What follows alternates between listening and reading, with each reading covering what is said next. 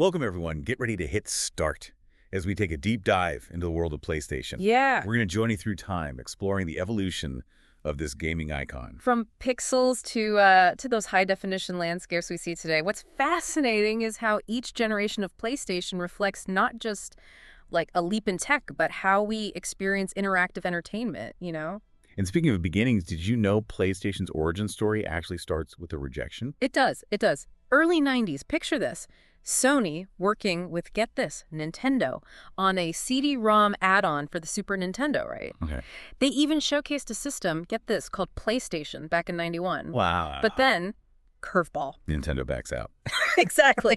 They chose Philips. Can you imagine being Sony? Prototype ready, partnership dissolved. It was a blow, but they turned this rejection into, like, fuel. From rejected partners to industry rival. Yeah. So, 1994, the first PlayStation hits Japan. What made this thing so groundbreaking? It embraced CD-ROM technology. Might seem obvious now, but back then, huge. Break it down. Why was that such a big deal? CD-ROMs held up to 650 millibytes of data. Think about that compared to, what, 12, 15 millibyte cartridges. Wow. Yeah, richer graphics, larger worlds, better audio, a whole new ballgame. It really was. Mhm. But it wasn't just the storage, right? Right. The PlayStation's hardware was designed for its time. A 32-bit RISC processor at 33.87 MHz, 2 millibit of RAM, and a GPU rendering 300,000 polygons per second. Paving the way for a new level of realism, really. Absolutely. And don't forget the games. Metal Gear Solid, Crash Bandicoot, Resident Evil, cultural phenomena. They really were. By the end, over 102.49 million units sold, the first console to break 100 million. It solidified Sony's place. And to think, all this from a little silver disc. Right. Sony didn't invent it, but they saw its potential and changed everything. Speaking of change, the PlayStation had its quirks. Remember memory cards? Oh, absolutely. Those little 128 KB lifesavers. Essential back then. Imagine finishing Final Fantasy VII without one. It's wild how such small details shaped how we played. It reminds us how far we've come. The PlayStation ushered in a new era, one where CD-ROMs and groundbreaking titles paved the way. And little did gamers know that Sony was just getting started. Then came the year 2000, a new millennium. And with it, a console that, well, redefined everything, the PlayStation 2. The PS2, right. Right. It wasn't just a console, it was an event. DVDs, online play. It felt like the future. It was huge. The PS2 was a massive leap in power and graphics. Think about it. A 128-bit Emotion Engine CPU, 294.911 MHz. A graphics synthesizer, over 66 million polygons per second. 32 milligons per second. 32 millibit of RAM. These specs. Developers could create these massive 3D worlds, lifelike characters. Right. It wasn't just about movies, though that was huge. It was about, like, the future of entertainment. Your gaming console was your movie player. It really was the center of your entertainment setup. Smart move by Sony. But the games. What were some of the defining titles for you on the PS2? Oh, man. Where to even start? Grand Theft Auto III changed everything. Shadow of the Colossus, Metal Gear Solid 2, Final Fantasy X, I mean. Classics. Every single one. And they weren't just pretty. The storytelling, the gameplay, the open worlds, GTA 3 especially, that open world freedom was something else. Totally. Yeah. No wonder the PS2 is still the best-selling home console ever. Right. Over 155 million units. It was the games, the experiences. Absolutely. And speaking of experiences, the DualShock 2. Sony stuck with a similar design to the original PlayStation controller, which was kind of surprising. Right. Everyone else was redesigning, but Sony refined. They kept what worked, made it better. Pressure-sensitive buttons, that was huge. Game changer.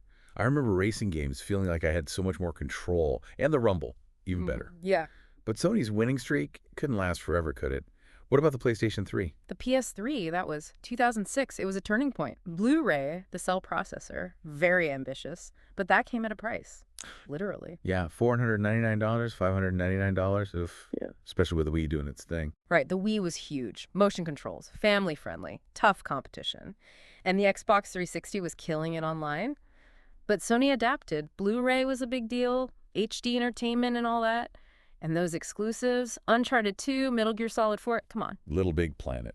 I spent so much time with that game. Classics. They showed what the PS3 could do. The PS3 also had the 6-axis, Sony's first wireless controller.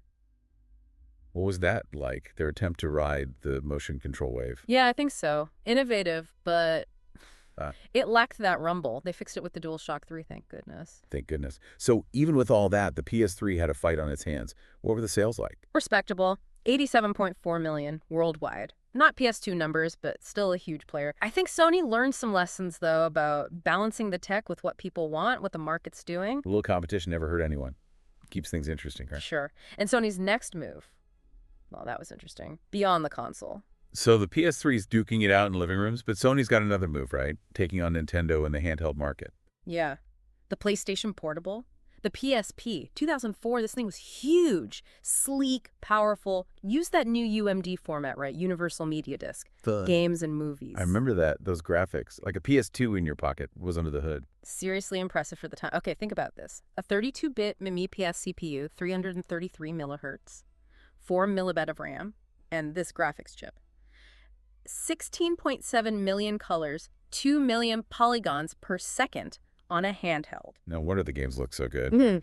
Lumens, Wipeout, GTA, Liberty City Stories. Yep. Those were designed for the PSP, not just ports. Exactly. They really pushed it. And then you had all the different versions, right? PSP Slim, even smaller. And the PSP Go, that was different. No UMD drive at all. Ahead of its time, maybe. All digital downloads. People weren't quite there yet. It's funny how that works, right? The industry's all digital now, but back then... Too early. But hey, foreshadowing. Totally. And then after the PSP's success, there was the PlayStation Vita, 2011. Beautiful hardware, touchscreen. Oh yeah, the Vita was slick. Quad-core processor. That OLED screen was gorgeous. Even had that touchpad on the back, remember? It did so much, but mobile gaming, that was tough to beat. Smartphones were getting too good too fast. And free games. The Vita had Gravity Rush, Tearaway, great games.